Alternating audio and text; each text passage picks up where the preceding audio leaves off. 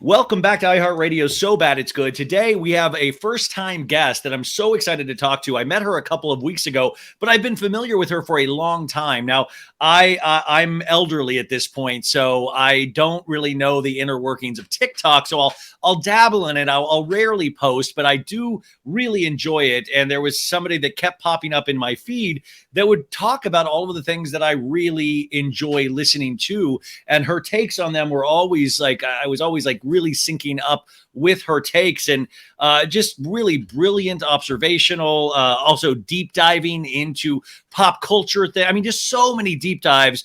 Every topic imaginable. You can't put this person in a box at all. But what's great on top of all of that is that she loves Vanderpump Rules. She loves the shows that we love. So it's a natural fit to have her on. I met her a couple weeks ago at Raising Cane's. We were doing the Ariana Madix shoot, which was hysterical. It was one of the first times I did anything like that, which I'm sure we'll talk about. We'll talk about the reunion, of course, and get into all of that. You might know her from the TikTok account at Meredith M. Lynch. So Meredith Lynch, welcome to the show. Ryan, thank you for having me. I'm so excited to be here. And thank you for saying all those nice things at me. It basically took away all of the DMs that I've gotten that are like, I hope that you go to God. Well, hey, listen, there a lot of those. They want you to meet God. That's really nice of them. Are you kidding me? I mean, you bring up something that I think about all the time immediately is, and I think about this even in regards to Ariana last night, is blowback. Is that you put your opinions out there, you're being honest, like you are on your TikTok account, and people like to tear things down. Like for as much as we build people up, and your TikTok account, you never would have thought, I'm sure you never thought you would be at the point where people are coming to you every day to hear what you're saying. But when you started that, you had no idea. But as much as we build people up, we want to also tear them down. And I think we saw that we're seeing that with Ariana a little bit. But I mean, can you take us through why you even, like, when did you start your TikTok account? What was it meant to be? Like, you have a real job. I think you probably won't. I don't know how long you will have one, but like, you didn't start trying to do this, Yeah, it's funny you say that. I always tell people I grew up in an Enquirer household, meaning like my mother bought the National Enquirer and I would sneak and read it. Dream household. Wow, I love that. Were your parents into celebrity gossip? No, I wish. I was the kid begging my parents to like let me buy an Us Weekly, or I would be at the grocery store reading the National Enquirer. But my grandma was that. But like I would have killed to have a family that did that. Yes, we were like celebrity gossip people, and I am forever grateful for that. Like I was way too young, and my mom, like I remember her looking at me and going, "Did you know that Mariah Carey was a virgin when she married Tommy Mottola?" And I was like, I don't even know what that means, but yeah. Wait, please tell me you learned about the birds and the bees through National Enquirer and Tommy Mottola. Right? Yeah. So anyway, I've always loved pop culture, and I moved to LA a couple of years ago. I moved in during COVID, December of 2020. So there was like, you remember that time, you were here, nothing happening. And like, obviously, yeah. I was very privileged. I could stay home. I could be safe. So I started going on TikTok, and I started with making like makeup videos because I was like, I guess I'll talk about makeup because that's what like everybody does. And like, I would do like, oh, like here's like the viral lip gloss and here's like whatever. And then I started to realize like, I'm just buying a lot of crap. And I don't really know as much about makeup as like a makeup artist, but I do know a lot about Tommy Mottola and a lot of other celebrities. I started to do more pop culture stuff. And I really started with these what I eat in a days. Like I found all these what I eat in a days of like celebrities. And I started like going in deep diving on those because they were so unhinged. And then it just took off from there. Did you ever, and I know this, by the way, Meredith, we go all around on this show, so sorry if there's no real forward motion, because then I'm thinking about like, did you ever read that Mark Wahlberg article about what he does in a day? Like of like when he wakes up, what he eats. It's like starts his day at like 3 a.m. with his first workout, and then he does an hour of prayer after that, and then he has a little snack, and then he does his second workout of the day by like 5:30 a.m. It's wild. Well, like talk about someone that my grandma would love. Doesn't he have like a full on like Catholic chapel in his home? Yeah. I think And he then does. but he just sold it. He sold it. He's moving to Vegas and and I'm like, that's hysterical because he thinks, California has become too woke. And he thinks, I'm like, you go to Vegas? Vegas to me is Sin City. And you're like, that's a better place than California for my religious needs. That like cracked me up. It's about the taxes. It's got to be about the taxes, right? Yeah, it's always something more than the reason that they're saying it is. And you notice that from celebrity pop culture. I'll get into your TikToks and you'll be like, you're like looking up these things. You're like breaking it down. You're an investigative reporter sometimes. And what have you always been that way since a kid of like, I need to find out the reality behind what they're saying their reality is? Yeah, I'm an eavesdropper from a young age. I can remember eavesdropping in preschool on the teachers. I always wanted to know things, and like I'm wondering this about you. Like, are you I like can see like? Are you Irish Catholic? I am. I am. Yeah, Of course you are. I was an altar boy. I was, I did, like, listen, I'm Ryan Kyler, Michael Bailey, Mike, like I've done all of that. Like, yeah, I mean, 100%. Okay, so Yeah. Irish people like don't like to tell their kids what's really going on. They like to kind of like hide the truth and everything's fine and we're good. But if you want to get the tea, you're going to have to eavesdrop. And so that's kind of like, I always knew to be like investigating things, going through things at my house. Like I would go through the mail, I would go through everything so I could get the real story. Because otherwise I wasn't going to get it. And now I just do it with the US trademark website. Well, I mean, US trademark website, that is, did you eavesdrop? I would not call it I would not call it eavesdropping. I would call it paying attention. I would pay attention. Okay, fair enough. I would, like I didn't ever attach the nefarious word of eavesdropping, but I will say I got that from my mom. My mom's a legendary eavesdropper. My mom will, she'll go out and she'll be like, you don't know it, but that couple behind you has been in a fight for the last 30 minutes and they are not talking to each other. And I picked up on this and this and this. And I'm like, Mom, we're at it. What are you talking about? Like, just like she loves it. She was so good at it too. I love that. Does your mom ever listen? Occasionally, like she's lost most of her hearing at this point, which is kind of a blessing because I don't have to like ruin the family name even more. But yeah, I mean, she listens, but I think she's just more shocked when she does because I'm so vocal and my parents are both shocked that this is what I find fascinating is that pop culture, like a lot, the whole point of the show is why are we ashamed of these things that we love? Because when I watch you, like you say, look, I'm like digging into these things. I'm finding out the truth behind these things. Why can't this get as much respect as history, like as political history? Why can't this get that same respect? Because we have so many people that love it so much and it shows us different parts of the world in these different ways. And I look at something like you, I'm like, you are giving credibility to what I love. Well, I think you have also sort of destigmatized some of this. And I think your mom probably would have known about Raquel and Sandoval long before. She would have been the alley of it all. She would have been like, I saw them. She met Sandoval and Schwartz, and they both were extremely nice to her. But I will say, she told me about Sandoval. She goes, I called it from day one. I told you that guy was creepy. She met him, and then I had said so many nice things about Sandoval. She was like, okay, I like him. But then when all this broke, she said, I knew it. I told you. Even a listener found like from 3 years ago where my mom said, I don't trust that guy. Like she was on the show saying that. I was like, wow, Becky Bailey predicted it. Becky Bailey prediction. I love it. Yeah. So, I mean, digging into all of this stuff, though, it's more than a pastime for you now. Like now, people do, like I say, a lot of people tune in or not tune in or like come to you every day, or they'll give you ideas of like, I need you to cover this. I need you to cover that. What is your internal litmus test for what you want to cover? Like, what is it for you is like a good, juicy thing that like starts to titillate your mind?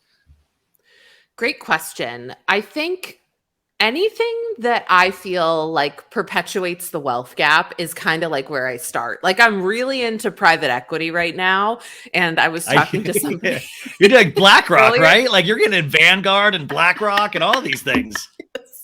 I was talking to somebody this morning and he was like, "Hey Meredith, just want to make sure that you have defamation insurance as you've been talking about private equity so much." I was like, "Thank you for the tip."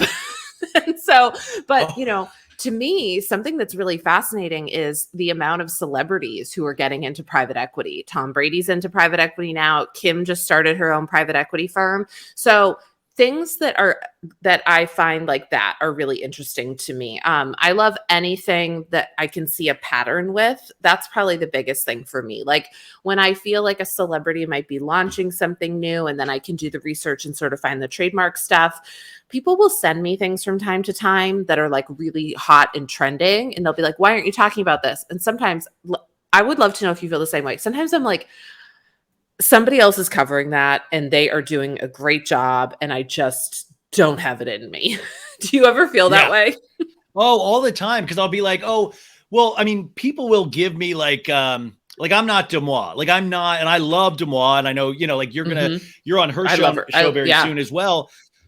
But, people will give me tips and people will like, oh, and I'm like, I'm not necessarily the account for that. Like, I'll talk about it on my show, but like my actual Instagram account, I like to look at things from a more humorous angle.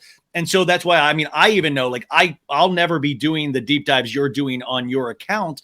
I'll talk about it on the show at times, but yeah, I'll be like, this isn't a me thing, but I love being part of the conversation and I love being thought of. I love that. Well, I love your content and I think it's so fun. And last night, like your tweets had me dying. Your tweets about Scandival, about ordering Taco Bell and being middle-aged. And I was just like, yes to all of this because I'm older than everybody thinks I am. So no, I mean, listen, you're documented as 26 years old, and I think that's amazing. And congratulations. And no, the Scandival of it all is, why do you, as we wind down Scandival, the thing that I keep asking these people is like, what did it for you? Why do you think we were so engaged? Why were you personally engaged? And where do you see this headed at this point? That's such a great question. I think part of it. I'm killing it with the questions, by the way. I'm killing it with the questions today. And I'm not using like the politician technique where they say that's a great question so they can think of the answer. Cause I already the Raquel technique. Raquel's like, I am a bad person, but yeah. Let me just repeat this. Have you guys read Harry Potter? So I think first of all, what I think I love about Vanderpump Rules is that it's like much more relatable to me. And I'm not saying that they're my friends or anything, but I'm just saying I'm not blocked by any of them that I know of yet. Yes. I like, no, and I really like them all. Although obviously Sandoval and Raquel, it's different, but like I find a lot of the characters to be really likable, like Ariana. I find them to be more accessible than the housewives. Like they, had popcorn ceilings in the early seasons and they don't have like, in order to buy homes, they all had to move to the Valley, which like people like you and me who live in LA, like we can appreciate that, right? Yeah. Like, yes. Like it's like you guys, you think they're famous and they are to a degree, but remember, they're not like famous in the sense of Jim Carrey making $20 million a movie. They're famous enough where they can buy a house, but they can't buy a house in LA proper. They got to go to the Valley. They got to go. And I think that is something so relatable on top of relatable already. And you're right. Watching them in those shitty apartments in those earlier seasons when the power would go out if he put the microwave and the air conditioning on is something that we've all gone through. Like that was what we loved so much because we all had something like that. Yes. And I think that like from that, some of their drama, although it's not exactly the same, and this has been really crazy, some of it is stuff that like I think all of us like have experienced, like, friend group fallouts and people dating within friend groups and things like that. And it's not the same as like the housewives drama that's like, or Kardashian drama of like, I dropped my diamond earring in the sand or whatever. Like, and they don't have like, crazy shotgun weddings that are over the top and things like that. Like there's just something more relatable about it. So I think that a lot of us see a little piece of ourselves in different cast members. For example, I'm a Katie. I know I'm a Katie. I love being a Katie. And to everybody who comes on my page and you talk bad about Katie, I will respond to your comments and just like really let loose because that's my girl. But like, don't you think that there's something relatable about a lot of the cast members in a different way? Of course. And I think one of the fascinating things is to watch some of them become unrelatable is that, if you start, to watch that kind of journey where we see, especially Sandoval for me, is somebody like, okay, relatable, love the passion. And somehow, as Tom Schwartz said, he got lost in the sauce over the last year and it's completely spiraled. And to me, that is fascinating to watch somebody completely shift everything, but also even to watch, like you said, they don't do those huge weddings. But then I'm like, there was this, 2 seasons ago, we had Rochella. Like things started to get weird. It did. But the one thing that didn't change was that none of the men emotionally have grown up yet. So they are still behaving the way they did in their 20s, almost as like a throwback. You see the women maturing on this show, Katie, Ariana, Sheena, even Lala to a degree. You see that happening, but the men stay emotionally stunted. And that's why we get things like Scandoval. Yes, exactly. And so I think when Scandoval happened, it was almost like, here's the show that we've been watching that's kind of relatable. And then something happened that was like the big blow up over the top thing. And instead of the big blow up over the top thing being like, oh my God, did you see Teresa's hair at her wedding? Which like, that was just so she could get pictures in the magazines. Like, I'm sorry, Teresa, I know, I apologize, but that's what that was for, in my opinion. But with Scandoval, it was like, oh, wow, this is a huge deal because we know these people are actually genuine friends. And so I think that was it. And it's also like, again, I think there's the relatability of it all. And you're right. Like the women have matured and have grown, and the guys have been able to stay in their bubble. And it's too bad because like you were on your podcast, I think it was a couple weeks ago, talking with Sophie Ross. And you were talking about how like every time you see Sandoval, he's always like, you're killing it. You're doing amazing. You're doing yeah. That's such a lovely quality. That's what I was so I was attracted to Tom because I was like, this dude is the ultimate hype man. But then my love of it was that he was the hype man because also I thought it was genuine and him not wanting to put his penis in somebody. Like now then you're like, oh, he was potentially that hype man because he was like, also, I would love to put my dick in you, dude. Like that would be amazing. Like, so you were like, it starts to feel less genuine and it starts to feel dirty in a sense. And then it starts to feel creepy. And that's like the weird thing about Scandoval is to start a season where you look up to somebody and to end a season where you're like, holy shit. That's why it's like, guys, a relatively small amount of time, we've been in this for like 98 days, your whole world can change, like, and for the better or for worse. And I think that's another thing that this shows us, but I just still can't believe it. And I know we're exhausted. I'm exhausted from this. But the other thought I was, like, what do you think? I start to see these negative comments about Ariana or negative comments about like, oh, we need to take it easy on Raquel and Tom. Where do you stand after watching last night? Because like it was never going to be satisfying because she's not a good communicator, Raquel. So we didn't really get to hear anything. So it was just people shouting at her, but I still don't have tons of sympathy for that. Where do you stand? I mean, I'm team Ariana, obviously, and I really like Ariana. I always have. And I would say last night, I kind of sound like Raquel right now. last night. And I think, Tom said to Raquel when they were off stage, he was like, you're doing a better job than me. And I was like, you know what? I don't disagree with that. I actually think I don't think that it was good, but what Raquel didn't do is she didn't try to flip it. And Tom did. And that was really bad. Like Tom made himself look so bad by like being mean, bringing up other things. And Raquel started to try to do it, and then she didn't. But I think Ariana deserves all the things that she's getting. I think she's doing a great job. If I were her, I would ride this thing as far as you can, ride it to the bank, get your endorsements, get your bag. Fantastic. I think with Tom and Raquel, and I've talked about this mostly with Tom, like that man needs to take a beat. Like, like you think you're doing less, do lesser. Meredith, are you meaning to tell me you don't think going on a world tour with your shitty band is what he should be doing, right? You're telling me, are you suggesting that he maybe go into therapy like potentially Raquel? You're telling me he should take a beat instead of doing what he's doing, which seems perfect from every angle. It looks, but you're right. He should be taking a real beat because he's got to get in touch with what he did. Right. And listen, I am no Raquel apologist, but she's laying low at least, right? Like she is laying low. Yes. I don't think I would be sending the postcards to the house if I were her. That's very strange.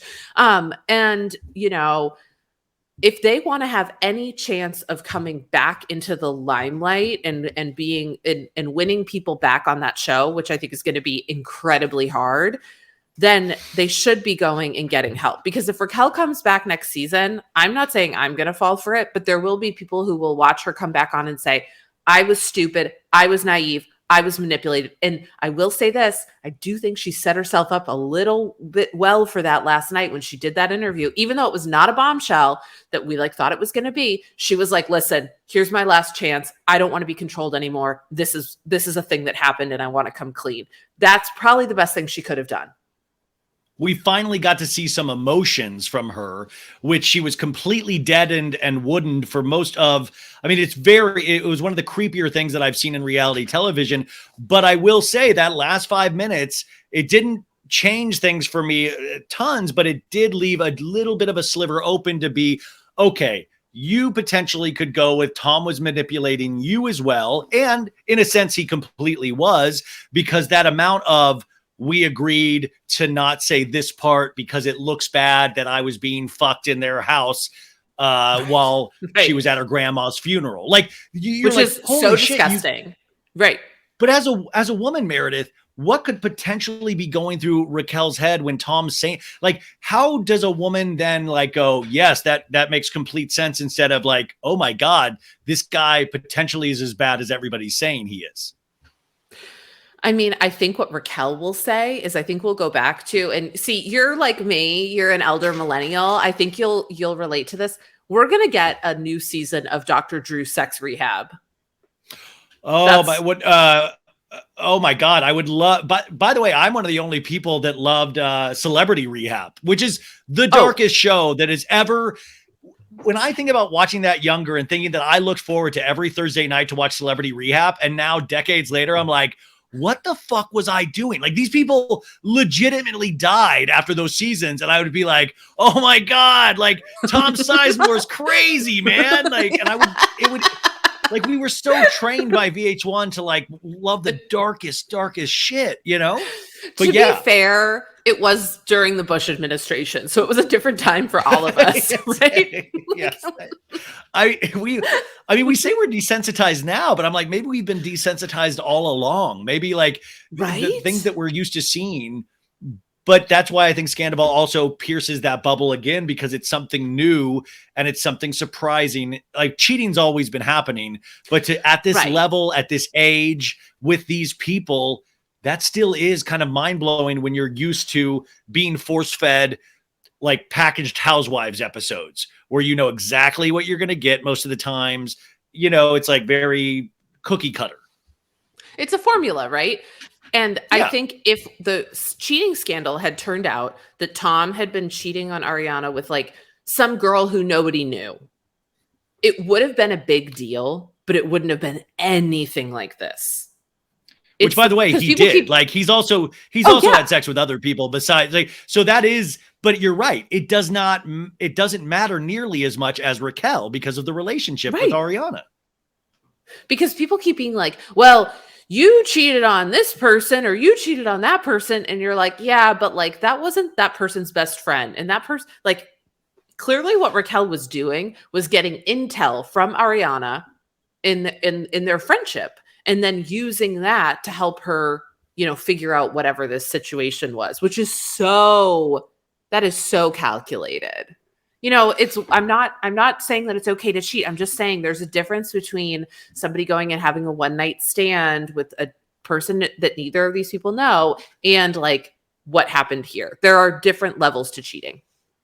As a professional eavesdropper, though, Meredith, when you look at Raquel, the thing that keeps confusing me and the thing that we all keep beating to death is that she does come across so vacant that it's hard because, like, yeah, I see exactly what you're saying. Like, she is using the information she's getting with Ariana to try to bolster her relationship with Tom.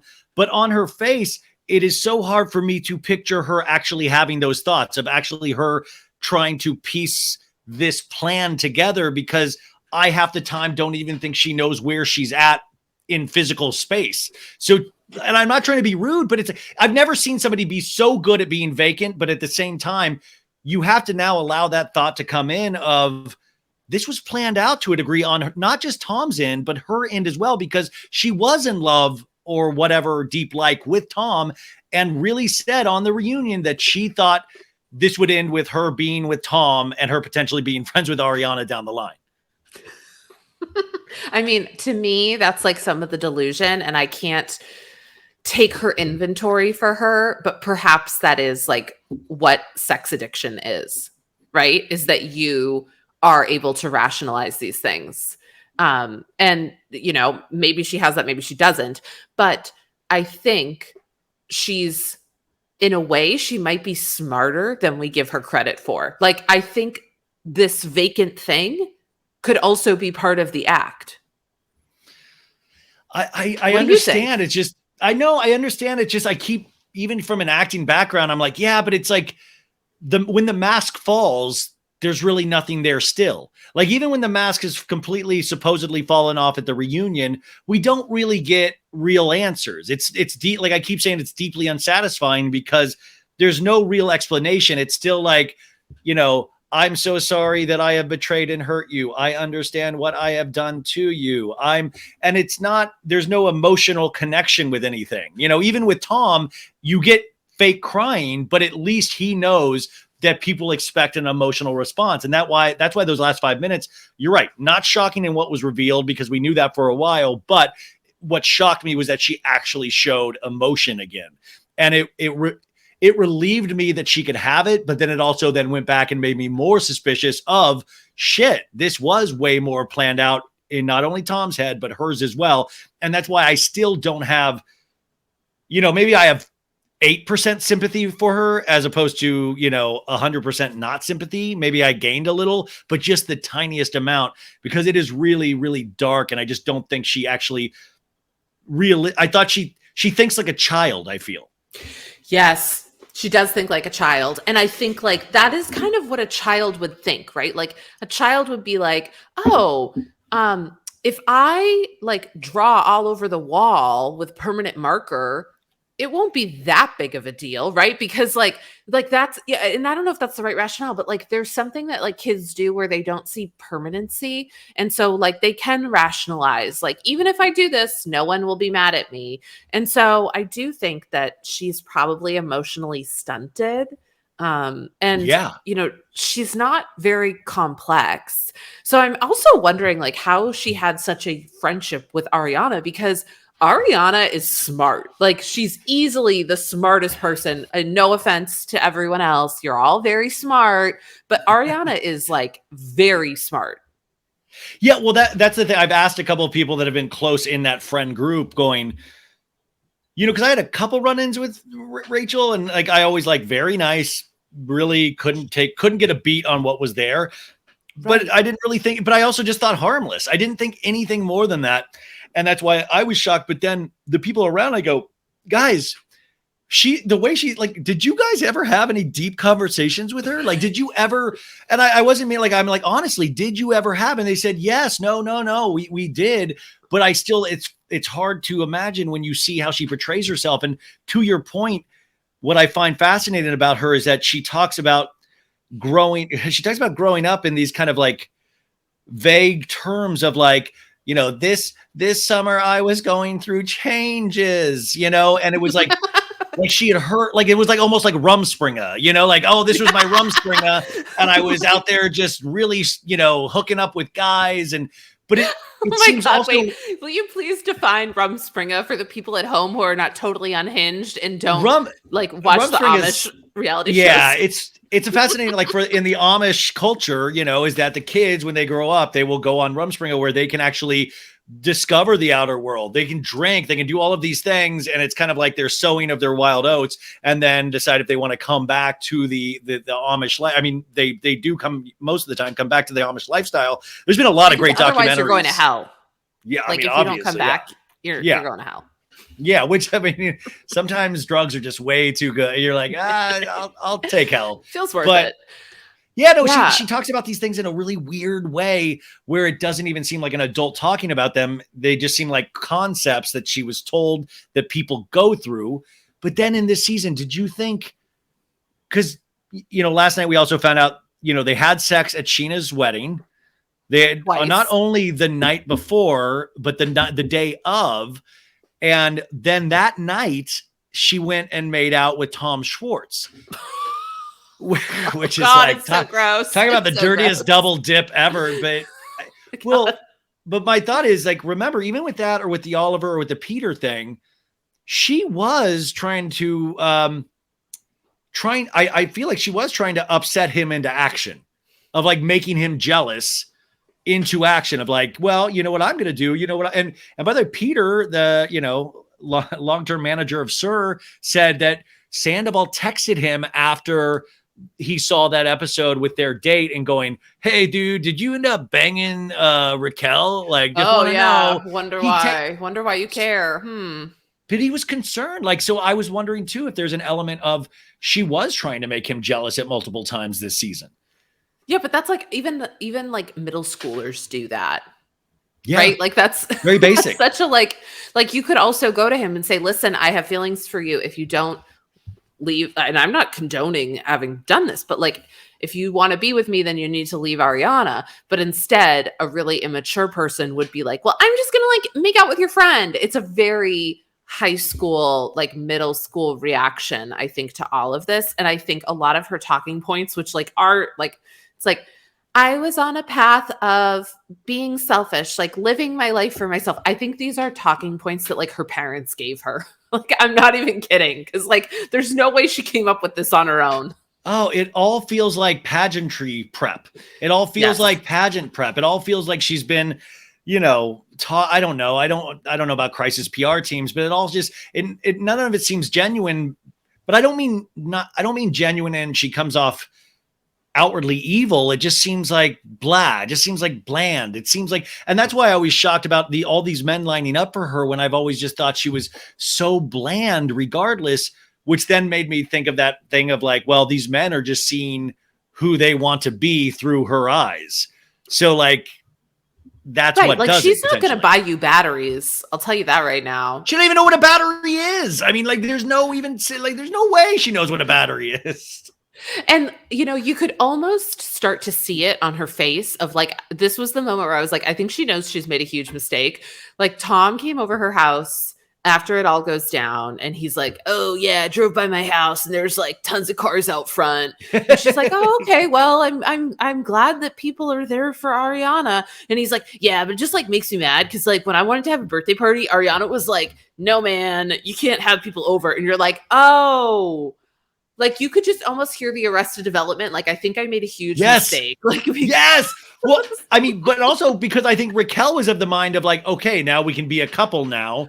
And like, at least Ariana's taken care of. And he's like, dude, that fucking party is raging, dude. Like, are you kidding me? I need to be there, dude.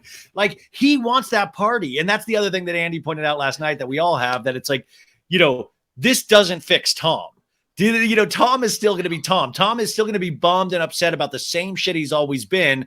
And Raquel is a shiny bauble that he was able to make himself feel he got his mojo back. But you're not going to tell me that dude is not having sex with other people on the road right now. You're just not. And ladies or whoever. Yeah. please use protection. Oh, that's what I kept saying. I kept saying, it was like, I kept wanting Andy to be like, Tom, real quick, were you wearing protection with either of these women? Oh my God. I don't think so. I mean, I don't know. You know, Sandoval wasn't, I don't know. Sandoval was not like, wrapping it up. Anyways, what the fuck's wrong with Tom Schwartz, in your opinion? What's wrong with him? He has been able to play the nice guy card since, I'm going to gather, pre-K or kindergarten. Like, I just feel like someone somewhere is like looking at their pre-K photo and Tom Schwartz is in it. And he's got like, he probably had a mushroom cut. Remember the mushroom cut? And they're like, he was so nice. He was so nice in elementary school. And he has ridden that wave for so long. He's been an shucks guy for so long. And it's worked for so long. And I do think that he was playing sort of like it, like he was the perfect best friend for Sandoval, because Sandoval was like, you are the nice guy, you are easily manipulated, and I think he's a little enamored by Sandoval, right? More so than he was Katie. Well, I think a lot of us are, of like somebody that passionate, that goes to those kind of extremes for every little moment in somebody's life. There's a lot to be like enamored by. And because also Tom is, and I think of myself in this way too, of like Schwartz is so damn lazy in his own life that he's like, this dude's like out there buying outfits for every day of the week. Like that's amazing. I can barely even put on underwear most days. Like that is huge for Tom Schwartz. I call them Beavis and Butthead because Tom is completely Beavis. Yes. Shut up, Beavis. Shut up. Yeah. And like, that's a pretty good Beavis and Butthead. I'll give you that.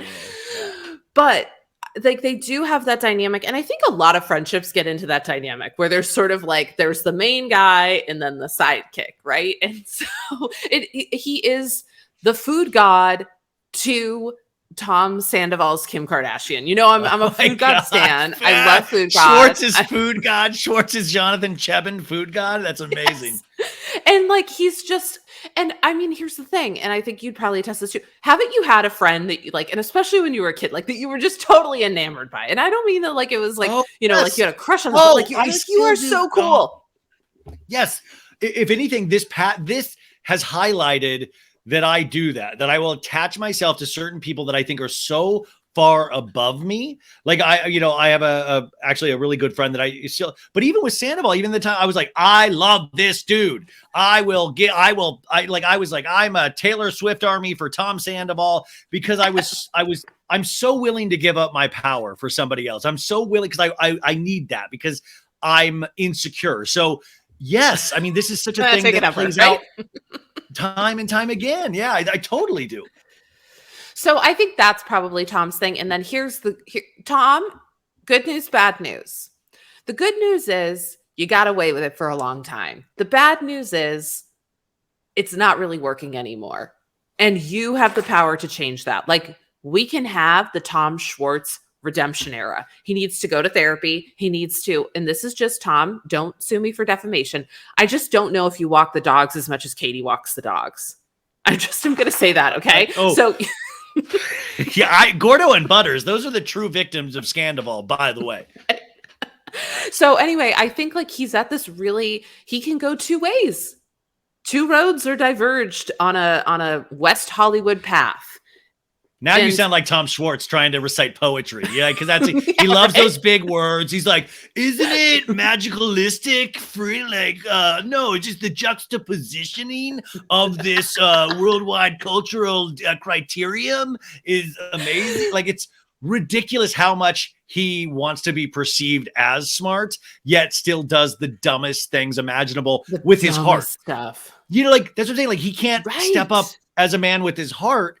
And like, I had interviewed Katie a couple weeks ago, and there was a perfect example of somebody that is not as shiny as Schwartz on screen. But if you talk to her, she actually thinks about what she's about to say. She's actually like, well, this is how I feel, and makes these really tough decisions that most, not just women, most men all men don't have the bravery to make, but she makes them. And that's what I'm like, that's the shit that needs to be celebrated. Not we need to pick up Tom Schwartz and make sure he has a career from this point on. Oh, totally agree. I completely agree. And I do think that people are seeing that with Tom Schwartz. And it's just up to him if he wants to kind of put in the work. I don't know if he will, or he can keep going with like the path that he is. And I will say, when he's on that like Life on Mars show, Yeah, and stars on Mars. Yeah, Stars on Mars. And it's my favorite one since the one where they had celebrity diving. I loved the celebrity diving show. It was like, have you ever seen John Sally dive? I'm like, no, I don't Yeah. think so. Did you ever want to? Yeah. I don't think so. But the smartest thing I've ever heard him say is he was describing Vanderpump Rules, and he goes, "It's a derivative of the Housewives." And I was like, "Oh my god, wait, you're right." And then then it went off the rails. So I was like, yeah, that is how I would describe it. I watched Stars on Mars, and I think very tired at the time, but my mind kept slipping to.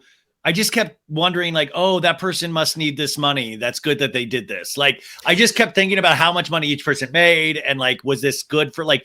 Because it ceased for me to be entertaining after like a half hour, and I was like, okay, and I'll try it again when I'm less tired. But I was like, oh, I know Schwartz says he has money issues, so this is good that he got this, I guess. But at the same time, I feel like the men on Vanderpump Rules fail upwards, and the women have to carry the weight. Like once again last night, Raquel, in terms of the questioning.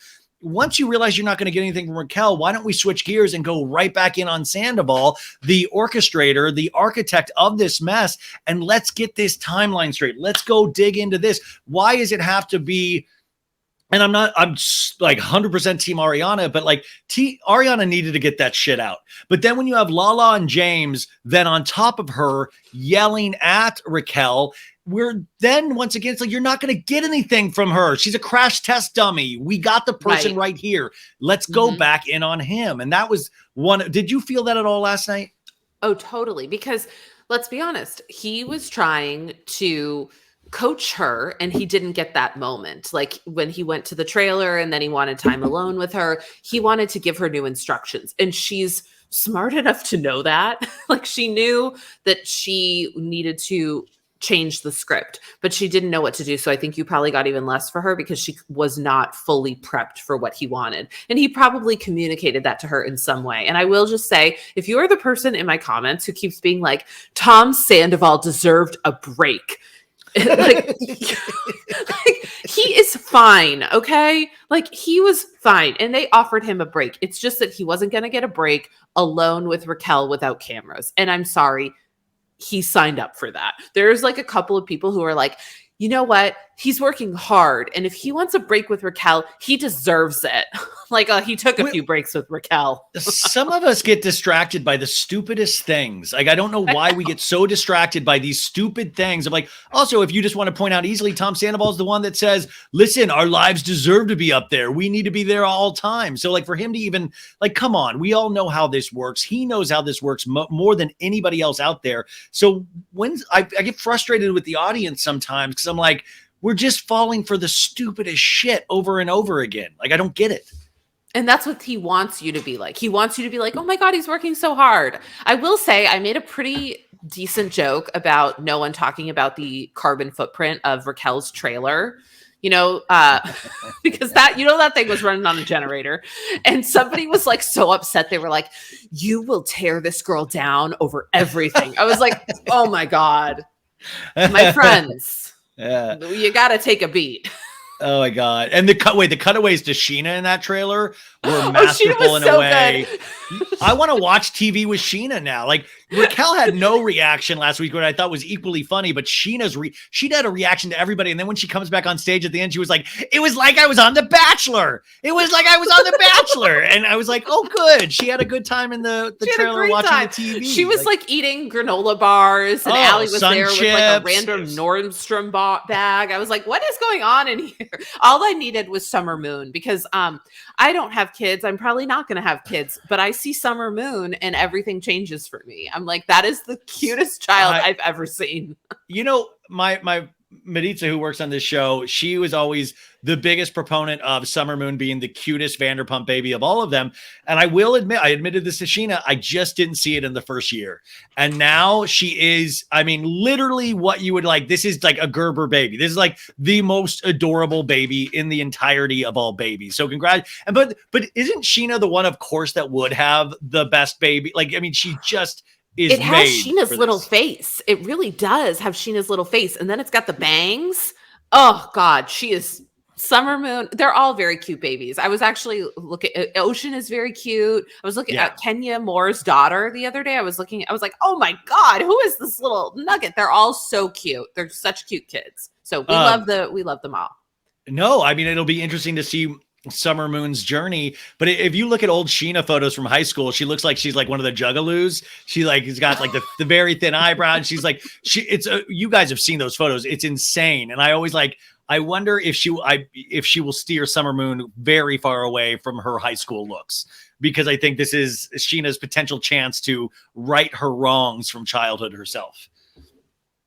Well, you know, she's also much like us. She is a product of the Bush administration. Wow, everything comes back to the Bush administration, which is fascinating. What else stood out to you in regards to the reunion last night, or even just the reunion as a whole, or even the season as a whole? What stood out for you or keeps fascinating you again and again? I guess just where do we go from here, Ryan? Where do you think we go from here? Because I don't know. I was talking to one of the producers last night. I was lucky enough to have a conversation with them, and they'd been listening to the show, which, you know, was so nice. And they really wanted to thank me for how I was, because they were fighting also those rumors of, you know, this was scripted, which is the biggest bullshit of ever. Right. I mean, just like another one of those dumbest thoughts ever, thinking this crew of people, not the production, but them, could actually, you know, I mean, Raquel can barely learn the lines that Tom gave her for the reunion. You think she can do a whole season like this? I mean, you know, if so, put him in a Scorsese film. This is amazing acting. I don't know. Also, if you were going to have some huge bombshell, you would have done it more than 10 years, or you would have done it 3 years ago. You would not have waited 10 years, as this show's been on forever. Yeah. Well, that's their big theory too, is that this show was faltering and they needed something to pump up the ratings. And so they hatched this plan. And I'm like, guys, like but by the way, that's on TikTok. You see that all the time. Like sometimes I'll go on social media, TikTok, and I'll get into the wrong like feed, you know, algorithm, all of a sudden I'm in like conspiracy theory. Like it scares the living shit out of me. I mean, every day, I mean, do you see stuff that just turns your hair white of like, I'm so scared that people actually believe that this is true? Honestly, I think the good thing is like, I'm on a pretty normal algorithm, and so no, but you know, like there were so many people who'd be like reaching out to me and being like, did you know Raquel's pregnant? And you're like people like you and me, and like you more so than me, but like who have a little bit of the, like, you know, we get a little bit of the behind the scenes, right? Like so we knew she wasn't pregnant. And so like I would write back and be like, no, she's not. And they're like, well, I think you're wrong. And you're like, okay, fine. Fine. Yeah, I'll see like, you at the christening. I'll see you at the christening. Yeah, like I mean, like it's like, are you writing fan fiction about Raquel Leviss? Because it kind of is what it's starting to feel like.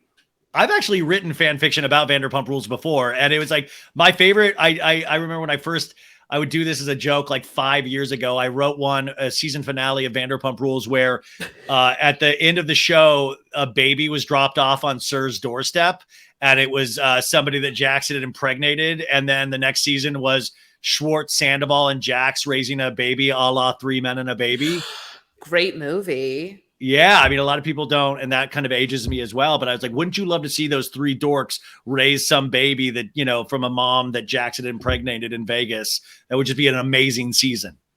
That would be a great season. I don't honestly. What if it? That's what you should script. Had been pregnant. That's what you need to script. That's yes. Scripted, motherfuckers. That's not like any. Okay, so that was obviously. Where do we go from here? But then in terms of like, well, I think one of the areas is DJ James Kennedy. Like he has really a lot of goodwill. The fans really dig him right now. And I think he's funny as hell. But even last night, you know, a lot of things got brought up where his cheating, you know, his multiple cheating things. He's like, no, I've said all I needed to say about that. No. And eventually those kind of ghosts come back into play, I feel. And he's also had he's an alcoholic, I think, or those things will come back up. Where do you foresee DJ James Kennedy going, and what is your overall opinion of him? I think James is really funny. I've always found him to be funny. I'm happy for him that he's performing at the is it the Imagine Festival? Yeah. Don't say anything bad about the Imagine Festival. We're very happy he's performing at Imagine Festival. I am happy for him, especially because, listen, I at least once a day say, "I've found your keys." The owner of a Toyota. Do you remember when he was doing the at the Vanderpump Pets party? Yeah. Yes. And so I'm happy for him. And I do think he's walking a very fine line, though. And I do think he needs to be careful that he doesn't go too over the top, because I think that we see how people can flip just as quickly, like as supporting versus like not supporting. And Ariana's good because she's she's really smart and she's savvy. And I think what she'll probably do is she'll ride this wave and then she's going to like retreat a little bit. Like she's going to take a step back and figure out sort of the next steps for what her life looks like. I mean, girl, if you want to go live in the French countryside, more power to you. But James, I think they all need to take a step back. And Allie seems like a lovely girl. So it would be really cool if James can figure out a way to keep that going, I think. I just don't want him to get, as to quote Shorts, lost in the sauce in his own stuff. He just got lost in the sauce, man. I don't know how else to say it, dude. Raquel was his heroine, man. You're right. You're completely right. And I was thinking in my mind of like, oh, wouldn't it be interesting if Ariana let all of this get to her head and we had this wild and crazy season where, she's out there partying every night, but Ariana's just not like that. What you're more likely to see is this getting to DJ James Kennedy, this getting to one of the men of the group, because those people truly can get lost in the sauce, and they do, because it's easier than to actually face the hardships of your life, and like, I think Ariana, this happened to her, yet she has faced this, I think, with so much grace and like moved forward. So when I see negative comments about Ariana or how much money she's making, it kind of enrages me. She did a Glamour magazine cover story today, and I interviewed the author of that today, and it was a great interview. And I love cool. I love the story too. I thought it was a great profile that kind of dug into more of who she is instead of the scandal of it all.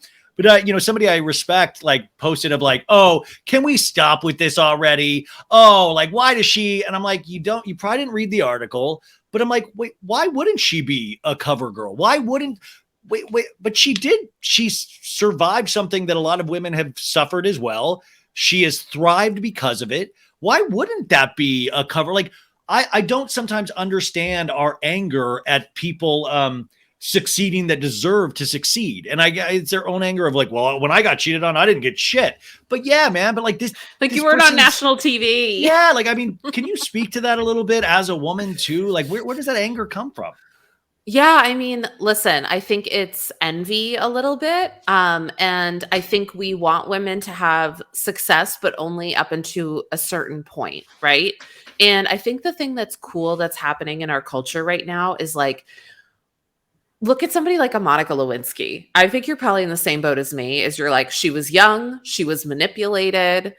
Correct me if I'm wrong. And also now we know she's funny and smart as hell. Yeah. And she always was. Like, she's really funny and really smart. And so it took us like what, like almost 30 years to kind of like give her redemption story.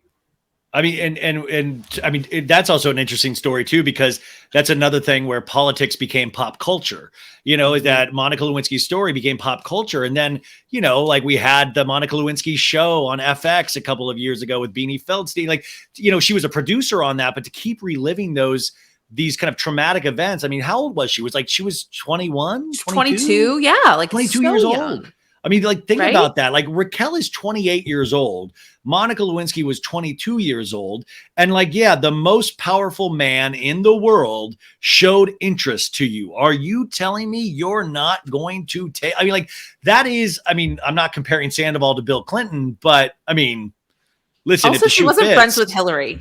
Like, if she was friends with Half Yeah, it would have been a different story. I mean, real quick about Monica Lewinsky, just for the audience. Yeah. Like, I'm friends with Monica Lewinsky. Like, I'm like, Oh my I God. well, no, I mean, not like, but No, that's we cool. used to have a dinner. We used to have a dinner like every month, and it was like through her brother, Mike, who's a great guy. And the first time I met, like, this is what she has to deal with for the rest of her life, was that I knew going in, I'm like, oh shit, I'm going to meet Monica Lewinsky tonight. And I remember, me and my ex, we were like both nervous about like, oh, we're going to meet Monica Lewinsky. And she was so amazing, so funny. She was so used to being in situations with new people where she immediately like diffused things. And I remember even playing some game, and one of the fucking clues was her. And she was like, or it was Bill Clinton. It was like and she was like, whoa. And we were just cracking up. And I just thought, wow, for the rest of her life, she has to deal with walking into rooms or people walking into rooms with her and potentially whispering behind somebody's back or wondering and then she would tell me of like, people would just follow her home. People would stop, like the shit she's had to go through. But anyway, I just was thinking about that real quick. Think like, oh my God, how about what if we like scrap, like don't scrap the view, because listen, I love that first 15 minutes, but like a new view with like Ariana, Monica Lewinsky, and like 2 other people, I think it would be absolute fire. Cause I think that Ariana and Monica are like kind of cut from the same cloth in that they are brilliant and funny and savvy. And so but also like, Monica was so young. And I think that, of course, deeply impacted her experience. So anyway, I think like we are starting to hold men accountable for more stuff, and that's great. But I think that we still are like, oh yeah, she can be it for a while, but not for too long. We don't want her to get too successful. We don't want her to get she's too gotten much enough. Stuff. She's gotten enough from this. And that's, I keep saying, what we talked about at the very beginning was what goes up must come down. Is that for every success, or even you and your success with your platforms, it's like you'll get those negative comments. You'll get those boo, like those really cutting things, because people can only take it to a certain point. Then they feel like you don't deserve it after that point. And I think that's so unfair, because what happened to Ariana is awful, but the good stuff that's happening to her, from what I can tell, she seems like a really good person. Like she seems like a nice person. So if we're going to have to uplift someone, why not have it be her, right? Like if someone's going to be on the cover of Glamour magazine, why not have it be Ariana, who has been, who's smart and is opening a business and, is an ally and is all these things. And has given us so much labor, right? I was watching. Have you watched Shiny Happy People yet? The Duggar. Yeah, the 4-part Duggar series. Did you? I wanted 4 more parts. My God, I loved it. I didn't think I would like it that much. I'm about halfway through, and something I found really interesting was there was this woman on there, and I wrote down her name. Now, of course, I can't find it, but she was talking about how, like, the Duggar women were performing all this like free labor basically by like showing their lives, and because they weren't compensated well. And so you and I both know this, like reality TV stars don't make a ton of money. Like they don't make that much money. No, I mean, so I was like, even new cast members on Vanderpump Rules, they were making one offer that this girl didn't take. She was offered $2,000 for the season. Right. For the season, because they knew she was going to make it up. They were like, oh, you'll make it up on social media. You'll make it up on that. We don't know if you're going to actually like succeed as a character on this show. So that was like the jumping off point a couple of seasons ago. Right. So like, I think Ariana has given us a lot of her life, and I think it's only fair that she gets all these things. And I also think that she will probably also take a step back at some point. Not that I'm saying she should, if she wants to do it, but I think like just for herself, I bet she will say, I'm going to take a step back. And I hope she writes like a book or a memoir or something, because I think she's got a great story to tell. In the Glamour magazine, there was a interesting quote about, she said, I don't come from generational wealth. So I want to make sure that I work enough at this point right now while I can, where I don't ever have to worry about money again. And my mom and my brother and anybody that I'm family with, that they could also I could help them as well. Like, and she's like, so yes, I am going to work as hard as I can while I can, so I don't have to worry about. And I was like, yes, that is the correct answer. She did not come from generational wealth. She said, my parents did as good as they could with us. We didn't want for things, but like we were raised at a certain level, and I want to make sure that and I was like, yes, that is such a, it's like sometimes Ariana thinks too clearly, and we punish her for that. Even the cast punished her back in the days. That's why some of those girls didn't fuck with her at first, because she would always kind of be on the right side of things. And that really annoyed them, because she'd be like, you guys are talking shit too much. You guys are doing this. And they'd be like, oh, you're ruining our fun. Yeah. And, in this economy, girl, get it while you can. Truly. Yeah. It fell through, so I can talk about it. But like the other day, like those cell phones, like jitterbug cell phones that like old people have. My dad has one. Yeah, my dad has one. Yeah, I'm very well aware of the jitterbug. Well, they reached out to me and they're like, would you do content on this? And I was like, hell yes. Like, I mean, it's not bad. Of course there's stuff you say no to, but like, I think that people don't realize that a lot of us, I'm not like Ariana, but like a lot of people who are doing content and things like that, like the money doesn't just flow all the time. And even for like, look at the writer's strike right now. I mean, before I lived out here, I thought that if you were a writer on a series, like that you were like living in a mansion. Like I thought that you were super rich. I mean, I have a friend, a friend came on the show to explain the writer's strike, who's an executive producer on American Dad, but he had been there for 10 years now. Right. But he was talking about when they first started, it's like, and he was part of a writing team. So the writing team split one writer's salary, and then you would get paid more for your episode of the show, even though you'd write on the whole season. So you get paid more for your episode, but then you're splitting that with one other person, and you're like the economics of it. And that's what these people were fighting for right now, is that they're making it so there can't be any new writers. You can't survive on what a writer would make and how they want to actually structure these rooms now, which is really, really scary. You mentioned shiny, happy people, and I thought that was an interesting thing, because the women were doing these labor, and in terms of fundamentalist Christians, the order in every household was God, the husband, and then the woman. So the woman, and you could even apply that structure a little bit, maybe God's Andy Cohen, but, is that these women are working for the men in Vanderpump Rules, is that these women are, putting the credibility into this show, and the men, not Tom right now, but most of the men get to profit off of that. We even see the Vanderpump economy with Jax coming back into play, with all of these old cast members coming back into play. And I just find that concept really fascinating. Right. I mean, the women have consistently been the Greek chorus of this show. Remember when, Ariana's like crying because her dad has passed away, and it's like the anniversary of him dying. And like Tom is like, I mean, he couldn't help it. He like has to, talk about the bulldozers. Like it has been like this. There's a chance that I can like crush stuff with like big things that crushed vehicles. And they just had this beautiful, like we should have known then. We should have known then that that he was thinking about himself so much, even back then, that even in this moment where he said, I'm always here. He's like, I'm always here for you, dude. And she's like, this was so special this birthday. And he's like, I need to leave you tomorrow on the anniversary to go bulldoze shit with like in Vegas with my boys. And like, that was, I don't know. I felt like he had grown past that though. I think we all thought that. I think we thought, oh, okay. Like but I think he was just acting out in different ways. Moving on to a couple, I got a little bit more time with you. Are you good still? Yeah, I'm good. Okay. Let's keep going. Yeah. Thanks. This is amazing. I'll just ask you to come back already again, hopefully down the line, because this is not covering. Oh my God, I would be honored.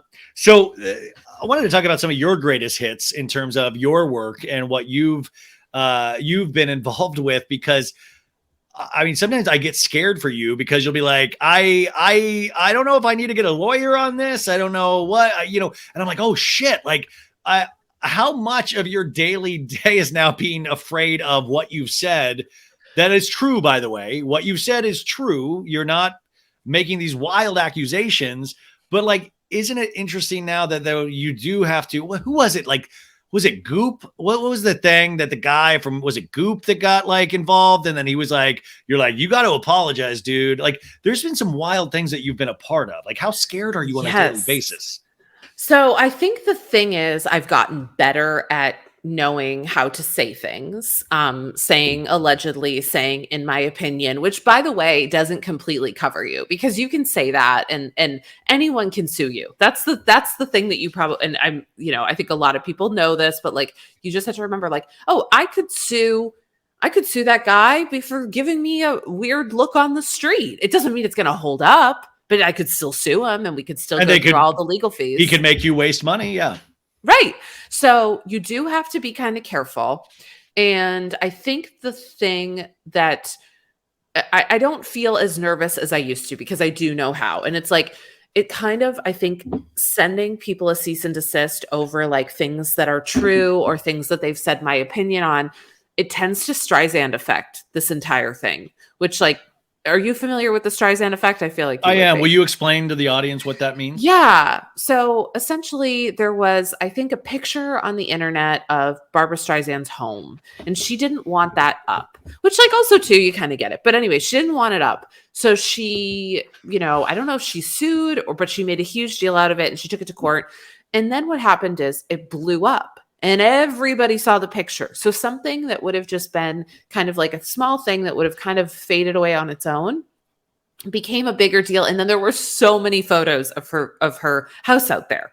So for me, like, for example, when I got a cease and desist from Rachel Zoe, the funny thing was, what did you get that for? So I had been allowed to say? Oh, yeah. Okay. I'd been doing deep dives on her subscription box company, Curator. And basically, I was showing how, people were leaving comments on the Instagram page and they were like, where's my box? It never came, or you charged my card twice and I can't get through to customer service. So I was like, look, here's the customer service situation.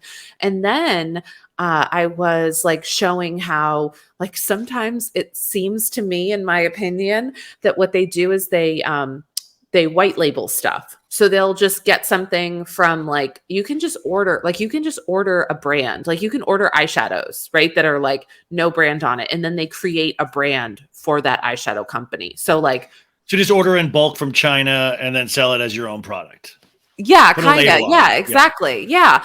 So I was just sort of explaining how that works. And so they didn't like that. So anyway, I got a cease and desist. And in it, the things were that I had said that the boxes were filled mostly with junk. That was one of the things that was the thing. Defamation. I also said she was operating a caftan Ponzi scheme. Sorry. When you think of Rachel Zoe, you do think caftan. I do. I've seen her in a lot of caftans. Allegedly. And so I said that, but what I really meant was because she was selling these boxes that had caftans in them, and then people were saying like, oh, my box never came. So I was like, oh, it's like a caftan Ponzi scheme. And like, it's kind of a joke. Which is a funny thing, but I guess people don't have a lot of humor at this point, And by the way, would I be correct in assuming that you probably also love the Rachel Zoe project?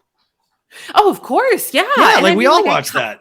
Right. Exactly. And so, I think that it was, for me, when I got the one from Rachel Zoe, it was to me just like, okay, got to be careful about what I say. And also like, wow, like if you have money, then you can basically control your image in a lot of ways, because I did pretty much take everything down that was related to Rachel Zoe because I was so scared, and they came after me pretty aggressively.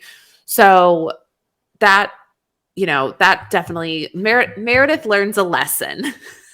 Well, how would you go? I mean, how is that in the future going to stop these things that you're naturally curious about? Like, can they snuff out your spirit? I mean, I know you're on the Demois Do You podcast, and I think you talk about Bethenny Frankel a little bit, which I am fascinated because Bethenny is another one that like really likes to allegedly, in my opinion, intimidate other people that are beneath her. And I sometimes find out like why I don't half the time know why Bethenny does anything. Like the charity work I love, the rest of it I don't get, but like sometimes it feels like, well, they're trying to snuff your spirit out. How do you keep going doing this? Yeah, I mean, I think that the thing that's, I guess, good now is I don't think that brands want to, or celebrities want to send them to me, because I think they know it'll probably just end up making them look worse. because now I just say it if I get one, right? I mean, obviously, if something happened, like, and maybe no one is above making a mistake or something, but like, for the most part now I know what to do. And I think they're not going to snuff my spirit now, because there are people who are never going to come after me, like the Kardashians, like Gwyneth Paltrow. And that's kind of who I go after, not after, because like there's also things that the Kardashians say that are funny, and like you can talk about them. So I really try to look at these folks fairly. And when I was on DeuxMoi, I was like, I believe that Bethany had a really hard life. I believe that, and I've said this on my TikTok, I said, I believe that Bethany is, bigger than the cease and desist that she sent me, and I'm bigger than the cease and desist that I got. Like, none of us are the worst thing that we've ever done. Not that I think the worst thing she's ever done is sent me a cease and desist, but what I mean is, like,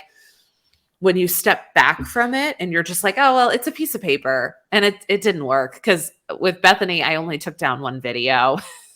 But also, doesn't it make you bigger in a sense as well? Like, it builds your reputation. Like, I mean, it kind of builds your I mean, people have more eyes get on you. Like, there's a natural evolution in these things as well, where, I mean, not that you would look at it this way, but it would be like helping you in certain ways, like getting you more attention in the end.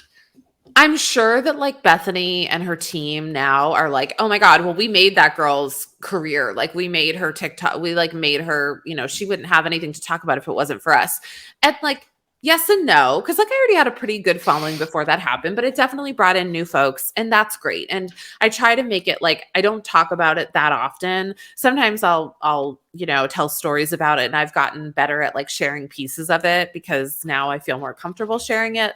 But Kaftan Ponzi scheme is funny, right? Yeah. Like, I mean, it just is. I mean, there are that made me laugh immediately because you get a visual, you get like, there is certain turns of phrases that's like, come on. Like, and by the way, not, but Bethany knows those turns of phrases too, because she used all of them in Housewives. She was person that she would say something like that about Rachel Zoe. That's what is so funny. It's like, these people, they're doing what you do. It's like, that's the interesting thing is, she knows above all what a clever turn of phrase can do. Right. And the thing that's so funny about Bethany is I think we actually probably have more in common than we don't have in common. Yeah. I think that she's probably very smart. I think that she is kind of no BS. And I think if she met me in a different scenario, she would actually like me to some degree. Yeah. But yes. But that's not what happened. And I also think she's a marketing person. And I also think, and this gets to like, what is TikTok? Celebrities are having a really hard time doing TikTok because it's a whole new ball game. And I think Bethany has cracked the code with her audience, but I don't know that she'll ever cross over from that big audience that she already had. Like, the people who love her are people who have loved her since she was like hawking muffins at the Ralphs, Yeah. And we saw that evolution. They still see her as that. And she's not, in my opinion, she's not really that anymore. Allegedly. But that's why she's going back to like going to the dollar store, doing that kind of stuff. So it's, it is. I just always question, and I mean, I study this on this show, is that sometimes what scares me is that like when somebody has so much and we've watched this person bust their ass to get it, then I'm always like, well, you reached the finish line. And even now, as I do this, I'm realizing, oh my God, I guess there really isn't a finish line for any of us. We're never satisfied with anything. There is no I stop now, because then you want more and more. And maybe it wasn't that Bethany allegedly, in my opinion, wanted to be a millionaire. Maybe at the end of the day, she allegedly, in my opinion, just wants attention. So it's never going to stop. It's never going to be enough, because other people are going to be getting attention that she allegedly, in my opinion, feels that she deserves.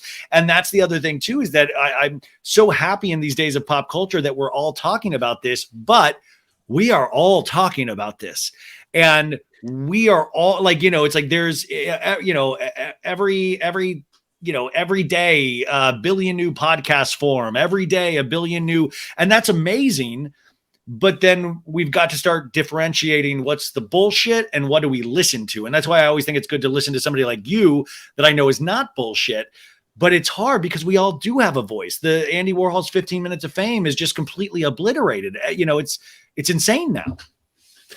I agree. And I'm sure that that's also hard for people like a Bethany who came up at a time when it wasn't impossible to get your 15 minutes of fame because reality shows were happening and stuff. But to celebrities, I think they're very like, what is this? How can somebody else have an opinion about me and then have it get blasted around? That didn't used to exist. It used to be that you hoped that you got it okay in the Us Weekly or in the Inquirer or whatever. But now there's a whole new ball game, and it is hard to keep up with.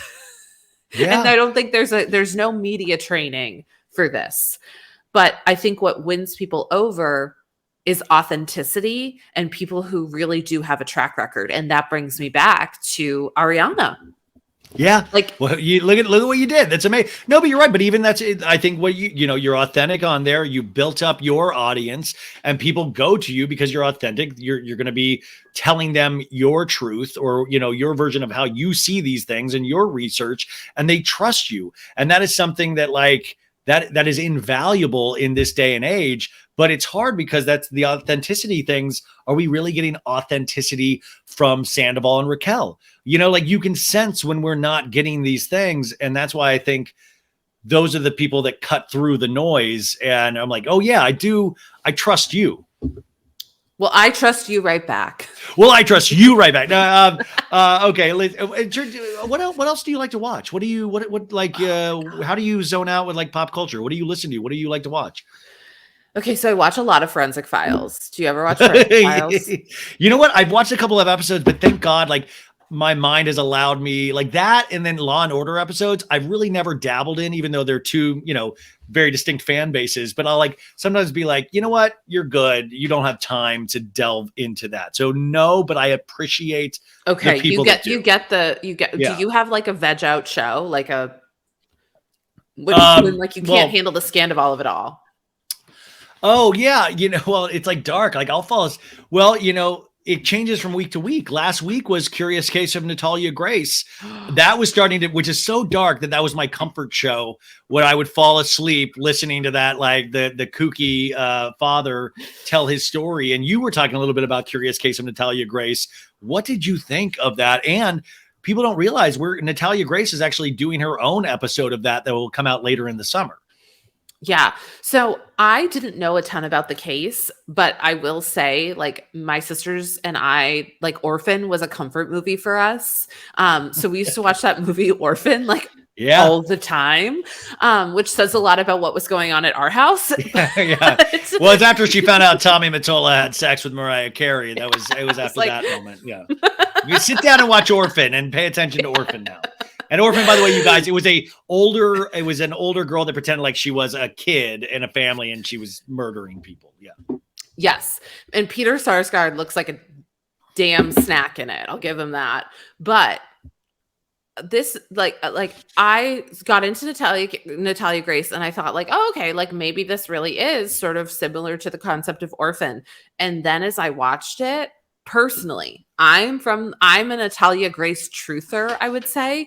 I really believe she was a child because if you look at her when they first got her when she was 6 and you look at her now, her face is like the face of a 20-something now, right? And her face at the time looked totally different. And so I don't find the father to be a reliable narrator. And I think that's just watch him for 5 minutes. And then, a lot of the things people say, well, she was acting out, because then basically these parents that adopt her and then they think that she is, I guess they think she's 22. They both go and put her in an apartment. Yeah, it takes so many different twists and turns. One of the things that keep popping up though, that confuses me still she had pubic hair and she was having her period as a very young girl. And the thing was I was like, oh, maybe the family lied about that. But then I believe they said that they had put her in a mental health facility at some point and they also said those things. So I was confused about that. But then they put her in this apartment and would like go like give her a little food here and there. The other thing that concerned me though, the neighbors there, they said that there was some bad things about her, and that kind of confused me as well. So it wasn't as cut and dry as I wanted it to be. I wanted just that the parents are completely lying, but it was hard because then there was some other corroboration from like neighbors when the parents weren't there, and that confused me. Yes, and I totally get that, and I even thought about it myself. This is what I would say, and this is what some people have told me. There is a chance that because she was in this orphanage in Ukraine, that she might have been put on some type of like growth hormones that they thought would help her, but probably because of the dwarfism that she yes. was born with. Yeah. Yes. And I don't think that the healthcare that you get at the Ukrainian orphanage is probably like the best healthcare. And then the other thing that I've heard is that a lot of her acting out, they're saying, is very similar to what a child who would have been abused or maybe abused emotionally, physically, sexually. It's very like the reactions are very similar to that. So like the stuff that was happening in the neighborhood, I think like she, was probably an abused child who was acting out, and you put her in this scenario where she's like a kid who has, it's hard for her to get around this apartment. She doesn't have enough food. She doesn't have someone taking care of her. They're telling her she's 22 years old. I mean, what would that do to her mind? And now when you see her, because you do see her, she does seem like she's much more advanced than she was in those clips that you see of her when she's little. Like the way she's talking is like an adult. I was shocked when she was talking. I was like, wow, she's like, this is like, she was talking about her, the adopted parents using their first name. She's like Michael. And I was like, wow, she very clearly is speaking. And it seemed, very different than how we hear some of the audio from her in those episodes. I mean, the mom would put her up against the wall for like 8 hours at a time and not let her use the bathroom. And she would soil herself. Like, I mean, that is like abuse.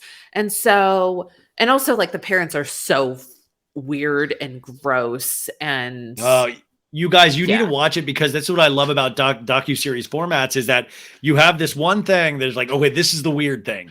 And then you pull back those curtains and the weird thing actually isn't the weird thing. It's like, wow, this family is completely on a whole other level. They've got their son living in a basement who was a genius at one point and like obviously has gone through major trauma. You have the mom who then like, sexually discovering herself at some point in like really in interesting ways. And then this dude, you can tell, wants to be a celebrity. This guy wants the cameras on him.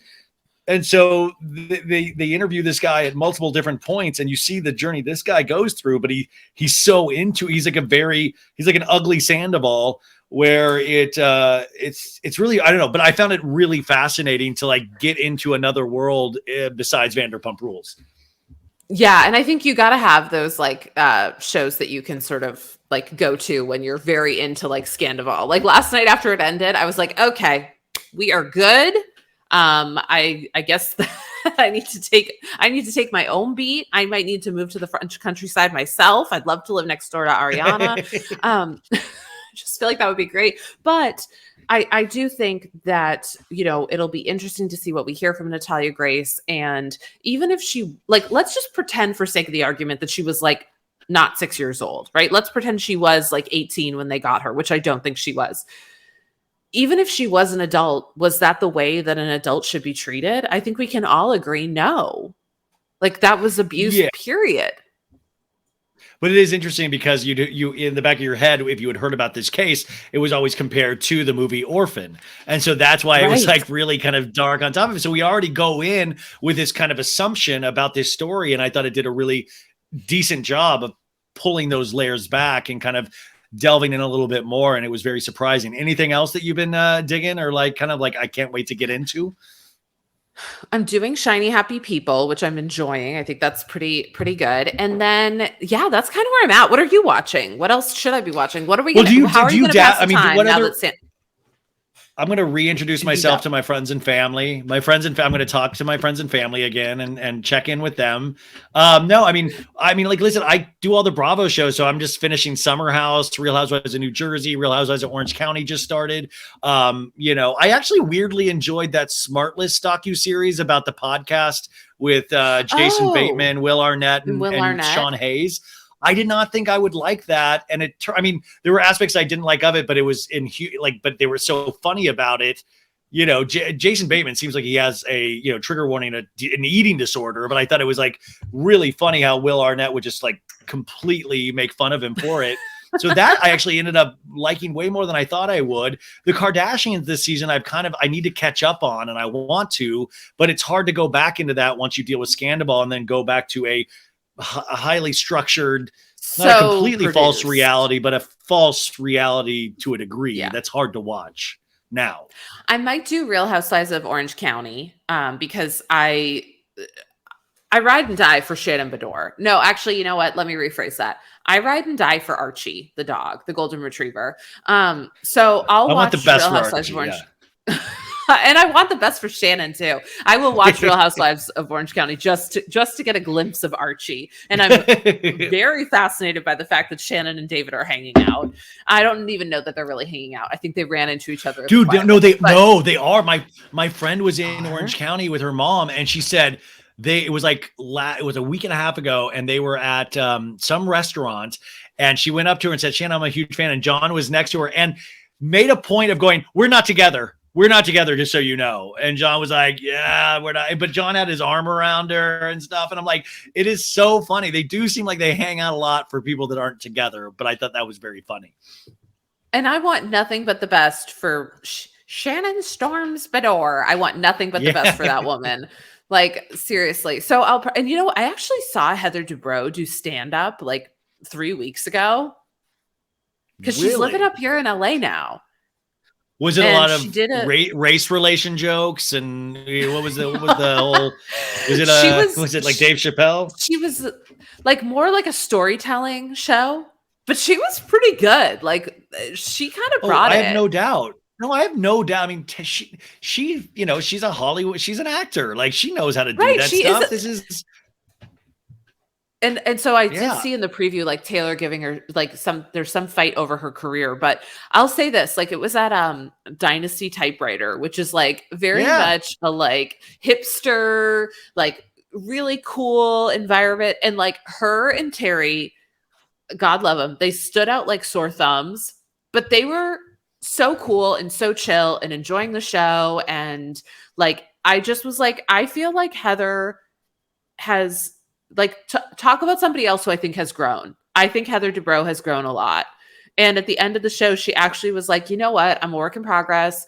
I was raised differently. And now I have these kids who are teaching me new things and challenging me. And I'm so lucky and I'm so grateful. And like, I was just like, I love it. I stand. Yeah. I mean, that's amazing. So what's next for you though? I mean, what do you have going? I mean, obviously the TikTok account, the Instagram, what else can we support with? What is your dreams? What's the goal here? You're so kind. My goal is French countryside, but in the meantime, I have my Patreon. You can find me there. And what do you do on the Patreon? We talk about everything that's just too hot for TikTok. Like I recently told a story about the time that Charli D'Amelio's dad bullied me. Oh my God. He bullied you too? This guy loves to bully people, allegedly, in my opinion. He is wow, intense. So anyway, I tell all the stories that are too hot for TikTok on the Patreon. I do one episode a week. And this July, if you're in the Boston area, July 26th, I'm doing a live show with Emily Rose from It's Become a Whole Thing. I'm taking it back. I love Emily. Yes. Roots. Yeah. Yes. So if you're around, love to see you there. And then, TikTok and Instagram. And then slowly but surely, something is coming that will hopefully both solidify Julian's garlic bread as my favorite garlic bread, because I did announce that the other day. They don't care. I did have a brand the other day that was like, "Oh my God, we love you," and I wrote back and I was like, "Well, you never invite me to your influencer events," and then I was like, "Oh, I shouldn't have said that." I was like, delete. But but we'll do. I'm trying to get a garlic bread sponsorship. God, it's so hard. But that and maybe ending the wealth gap. So I've got something else in the works. So stay tuned, and hopefully it takes off. I hear it's a Caftan subscription box set. You're doing a Caftan subscription box set at some point. But anyways, and by the way, anybody listening that's in hiring influencers, hire me and Meredith for all of your influencing needs. If you're a good product, if you suck, maybe don't do it. Yeah, but guys, I'll put all that information in the show notes. And Meredith, please come back anytime you would like to. Thank you for having me. Yeah.